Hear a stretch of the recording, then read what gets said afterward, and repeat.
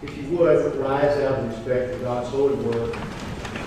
As I read from the book of Genesis, chapter 18, Jeff continues his sermon series from Genesis.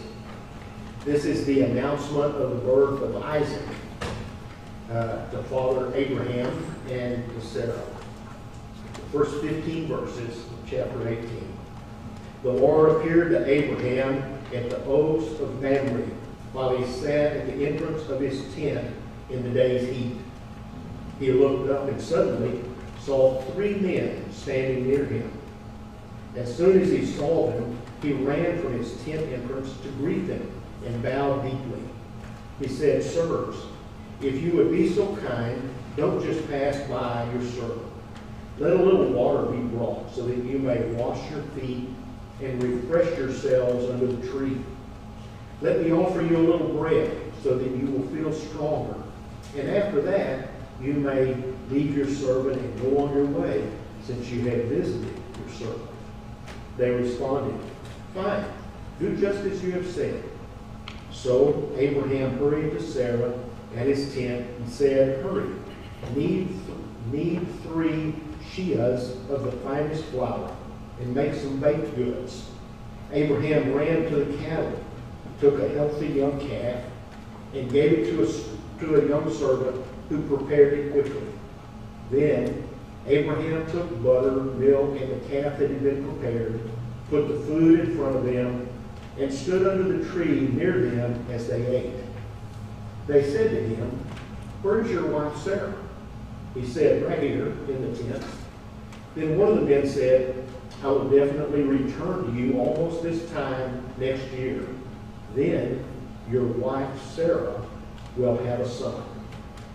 Sarah was listening at the tent door behind him. Now, Sarah and Abraham were both very old. Sarah was no longer menstruating. So Sarah laughed to herself, thinking, "I'm no longer able to have children, and my husband is old."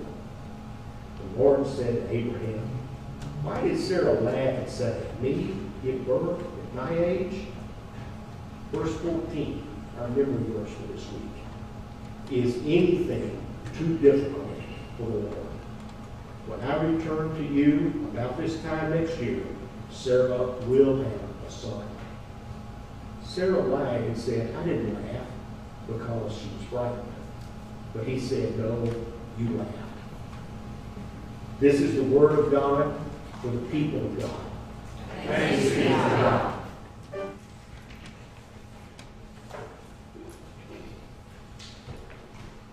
Ed and Marge sat sipping lemonade in the rocking chairs on the front porch of their small ranch home.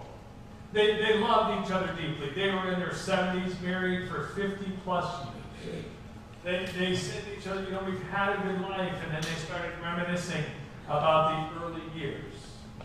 Ed being out on the tractor, imagining having a child, a grandchild with him riding on the tractor. When Ed and Marge were roping calves for branding, they would talk about how wonderful it was going to be to teach a child or a grandchild how to rope a calf, and just see the expression on their face when they successfully roped their first one. Marge being able to teach kids and grandkids how to properly saddle a horse. And they loved each other deeply, but over the years, these dreams faded. They were never able to have children.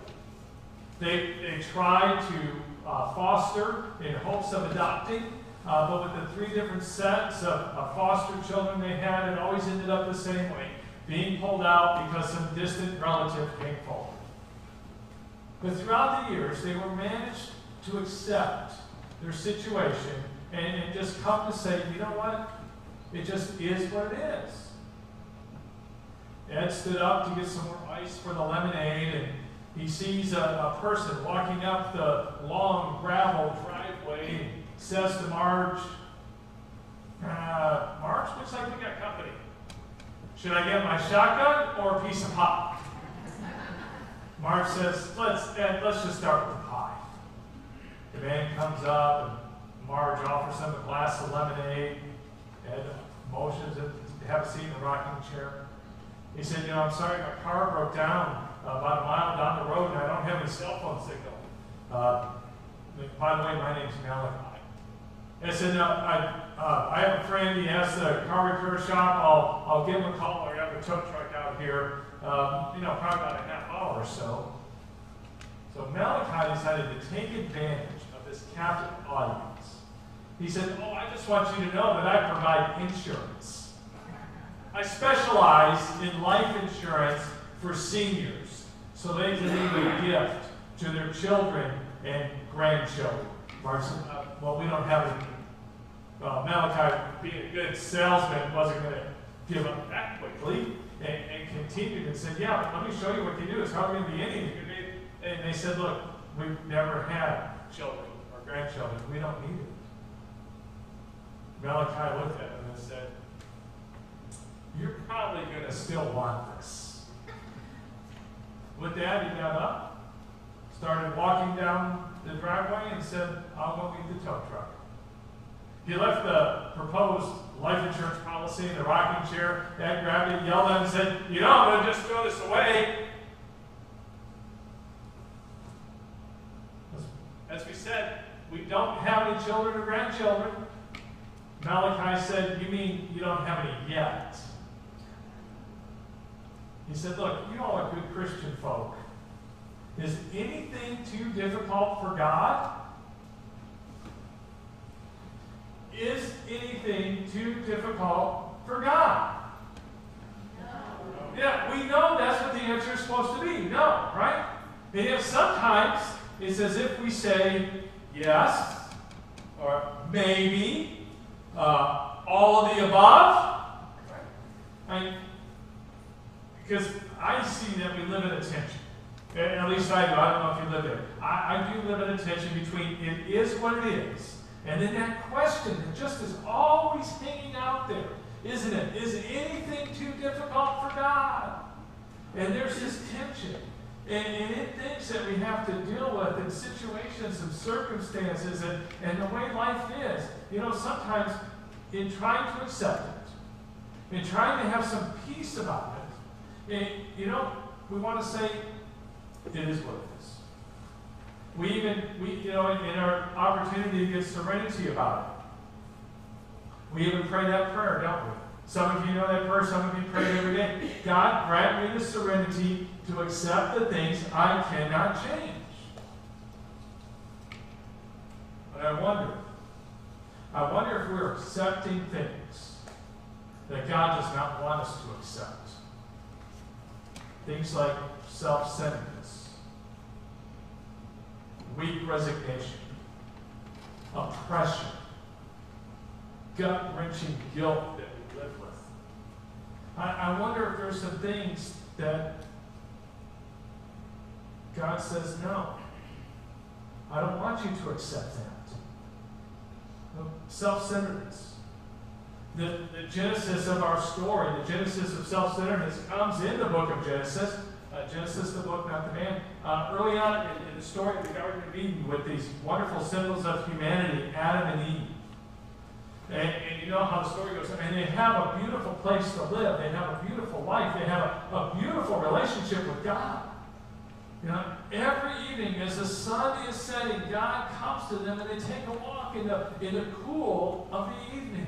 And God is there walking and just talking with them. But they want more. See, that's not good enough. They don't want to just walk and talk with God. They want to be on equal footing with God. They want to have all the knowledge that God has. And so they eat of the fruit of the tree of knowledge. And see, I think it's just more than knowledge, because with knowledge comes power. The more knowledge, for some people, the more knowledge they have, the more power they have. For some people, the more knowledge they have about someone, the more power they can exercise over that person. The more persuading they can do, even the more manipulation. Because for some, it's knowledge is power. And the pattern for self-centeredness was set in the beginning. I mean, it is what it is. The couple in their twilight years never had any children. I mean, our bodies change. There's processes. There's of life. It is what it is. People been in slavery for 300 years. They cried to God for help, but nothing came. Nothing came. Oppression, abuse, mistreatment, being devalued as a human being. Now, that was their life, day after day, decade after decade, century after century. They just get to the point going, you know, it is what it is. A man mourns the loss of his son. His son was killed in battle. Well, his son was actually fighting for the other side. His son was fighting for the north. His dad was the commander-in-chief of the southern army. And he loses his son in a battle. Deep, significant grief. How are you supposed to have serenity in such a situation? You know, it just is what it is. That same man, he had an affair with a woman that he really took advantage of, that resulted in a pregnancy. And so to cover it up, he has the woman's husband killed. And when he's finally confronted with his behavior, this man of great power is living with great guilt. I mean, just this gut-wrenching guilt. And he just can't imagine, how in the world can I be forgiven for such a thing? It is what it is.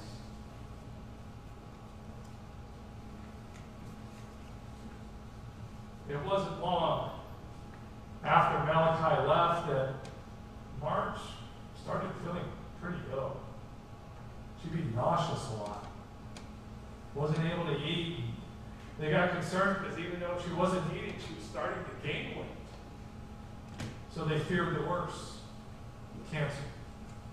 They go to the doctor orders a sonogram. As the physician's assistant is doing the sonogram,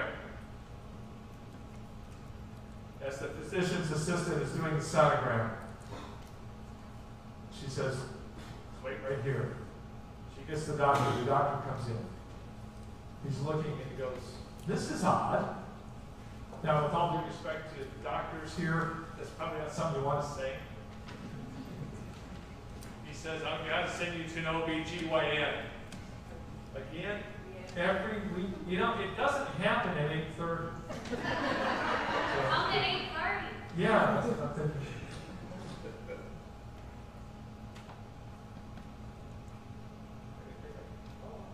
Okay. There's an OB/GYN, right? Says this is odd. Is that where you were? Yes. Okay. Something you don't want to hear a doctor say? All right, there we go. He says, you're going to have a baby. Now, this is not supposed to happen. I mean, it is what it is, right? But does it have to be that way? Gut-wrenching guilt, it is what it is, but does it have to be that way?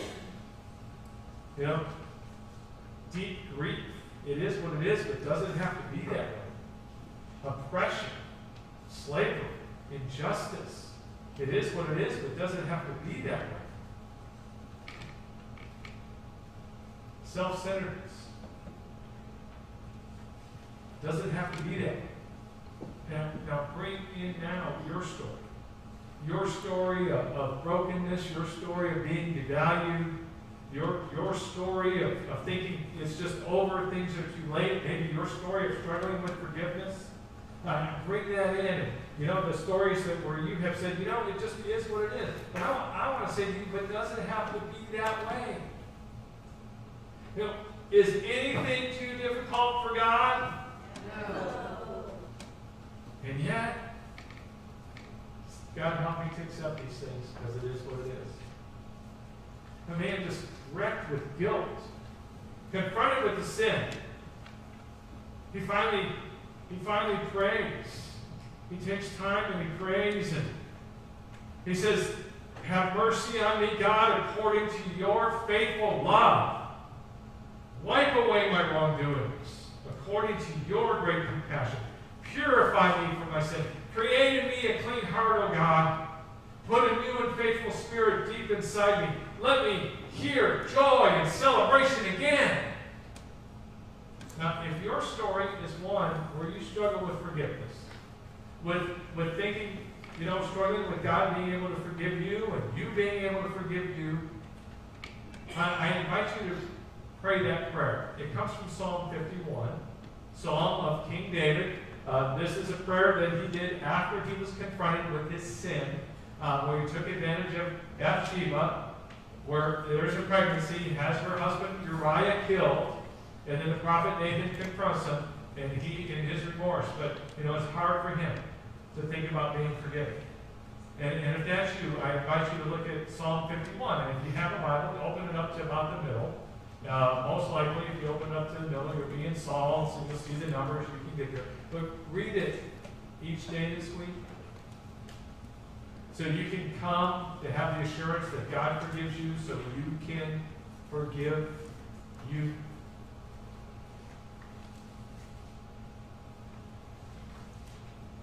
They were in slavery for 300 years, oppressed, injustice, mistreated, devalued as humans. Maybe that's your story.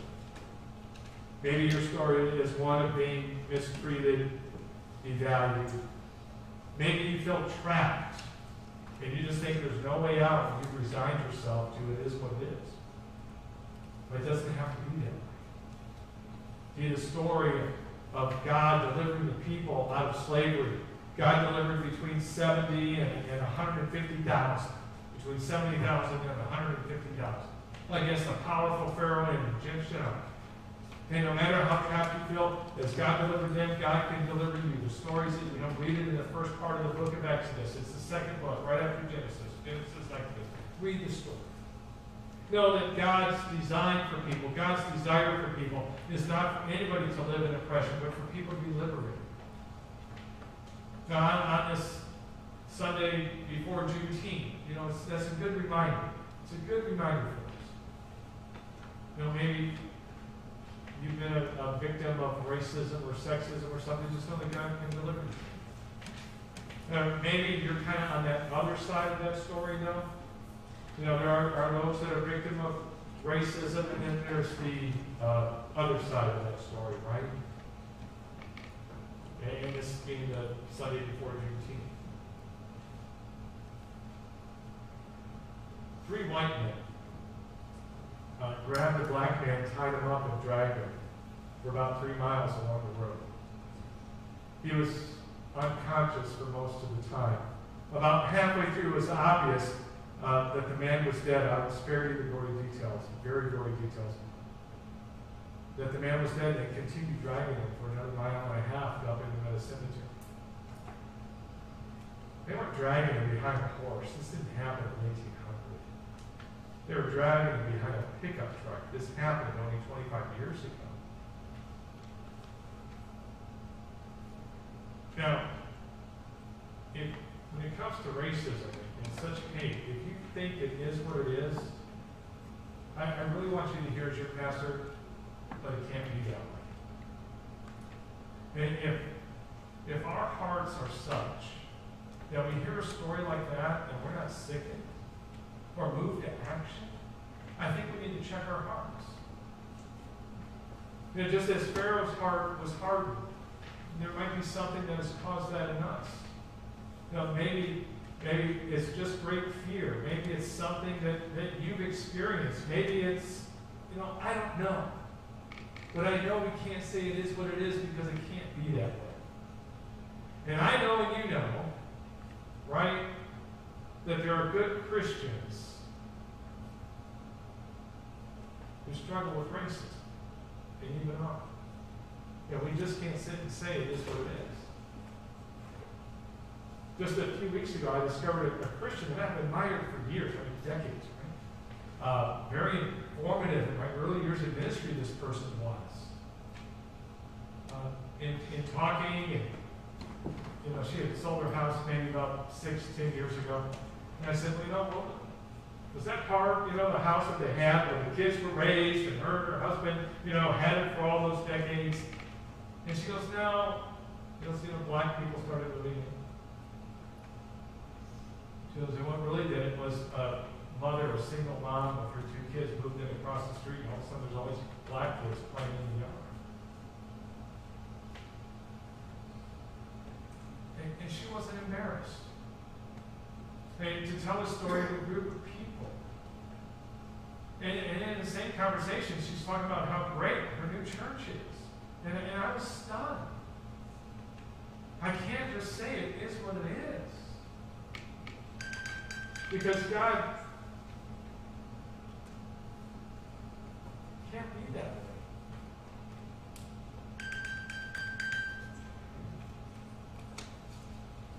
The story of Exodus tells us God doesn't want it to be that way.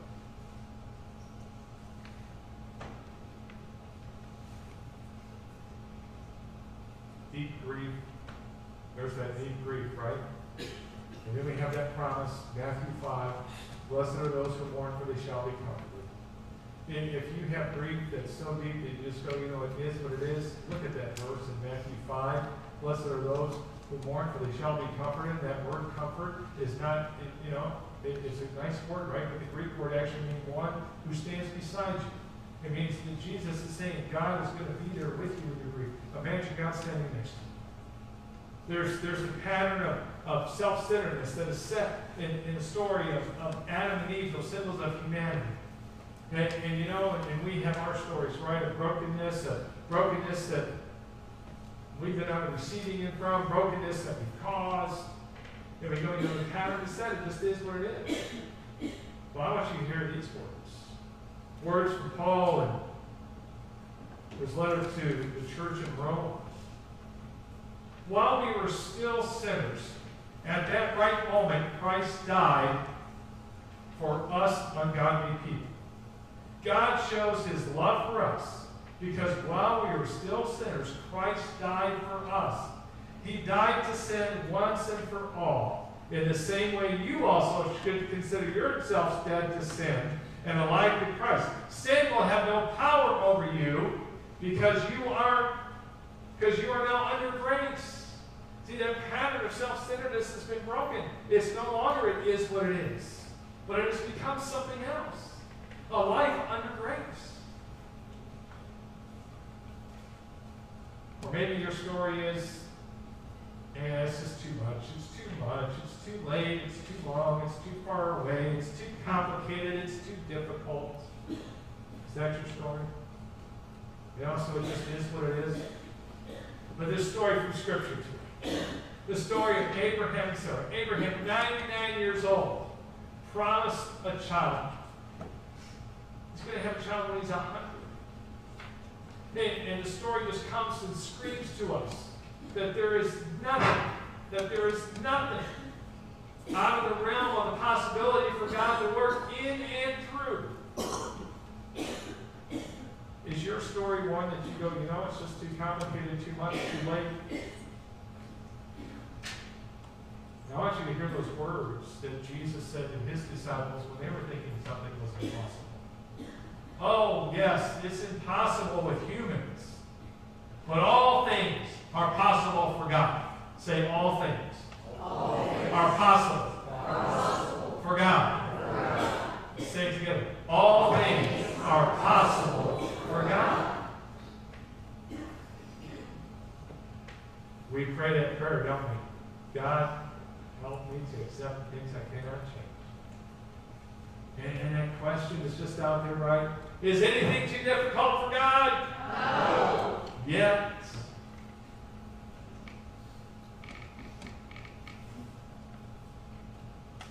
And we should pray the whole serenity prayer, at least the second one. God, help me to accept the things I cannot change. Give me the courage to change the things I can. Or I'd say should. Or God, that you want me to. Because is anything too difficult for God? Is anything too difficult for God?